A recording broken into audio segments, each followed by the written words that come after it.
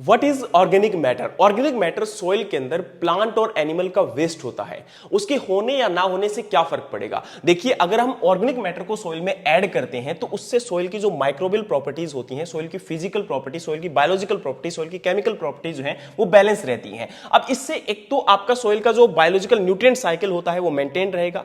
Soil का जो colour है वो आपका डार्क रहेगा क्योंकि ह्यूमस उसमें इंक्रीज हो जाएगा। इससे क्या होगा कि सोइल के अंदर जो माइक्रोबियल पॉपुलेशन है वो एक बैलेंस फॉर्म में रहेंगी और इसी के साथ सॉइल की जो फिजिकल प्रॉपर्टीज होती हैं, जैसे स्ट्रक्चर है वो आपका इंप्रूव हो जाएगा। वहीं पर हम सॉइल की वाटर रिटेंशन कैपेसिटी की बात करें, थर्मल प्रॉपर्टीज की बात करें तो वो बैलेंस फॉर्म में रहेंगी और इसके साथ में जो सॉइल के अंदर कैटायन एक्सचेंज कैपेसिटी है वो इंप्रूव हो जाएगी, यानी कि जो न्यूट्रिएंट होल्डिंग कैपेसिटी है वो भी आपकी इंप्रूव होगी। सॉइल का पीएच बैलेंस फॉर्म में रहेगा और आपकी सॉइल के जो न्यूट्रिएंट्स है वो लॉन्ग टर्म तक उसमें बाइंडेड रहेंगे। हमें एक्सटर्नल इनपुट्स को कम अप्लाई करना पड़ेगा, लेकिन अगर सॉइल के अंदर ऑर्गेनिक मैटर रिड्यूस हो जाता है, जैसे हम ज्यादा टिलेज प्रैक्टिसेस करते हैं, ऑर्गेनिक मैटर को ऐड नहीं करते हैं, तो धीरे धीरे सोइल की जो बायोडायवर्सिटी है वो खत्म होना स्टार्ट हो जाती है। सोइल एक लिविंग एंटिटी की फॉर्म जानी जाती है, वो आपका धीरे धीरे डिक्रीज होने के कारण उस सोइल के अंदर आपके न्यूट्रिएंट्स डिक्रीज हो जाएंगे और इसके अलावा फर्टिलाइजर की हमें ज्यादा रिक्वायरमेंट पड़ेगी, सोइल एसिडिक या सैलाइन हो जाएगी और वहां पर आपकी सोइल के अंदर प्रॉब्लमेटिक कंडीशंस देखने को मिलेगी और हमारी इनपुट कॉस्ट बढ़ने लगेगी और सोइल का इरोजन भी इंक्रीज होने लगेगा